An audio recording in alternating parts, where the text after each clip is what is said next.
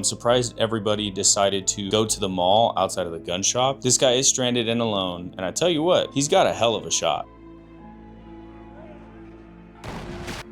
Hey, slow down there. I see you're still watching the video. Obviously you love early 2000s movies. Go ahead and click that like button.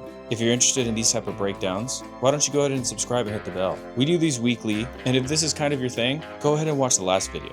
Anyways, back to the video. The group communicates with him through whiteboards and signs, and they pass the time by playing chess. Throughout the time, you start to notice that the group dynamic again is starting to lighten up a little bit. Everybody starts to get to know each other. You learn a little bit about Michael's backstory, and Andre wants to just take care of Luda, which we really haven't seen much given that she is pregnant and everyone kind of is giving them their space. Eventually, however, Luda does give birth, but before that could happen, right before that could happen, she turns into a zombie. Andre has to hide it. The baby is born.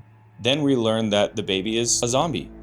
Obviously, I mean, it's early 2000s. Of course there's a zombie baby. As the group finds out, tensions rise a little bit, given that at the end of the day, everybody is kind of waiting to die. As the group is trying to figure out how to escape, they find out that Andy is starving. I have an idea.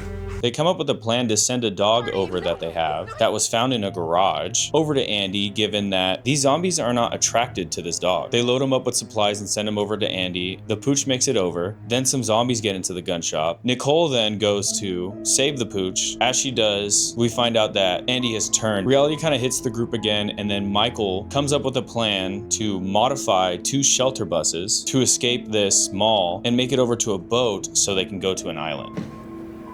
I'm in. They pimp these buses out with armor, chainsaws. Once they get to the escape execution, it gets really crazy. Of course they do it at night, and we get a little bit of explosion action.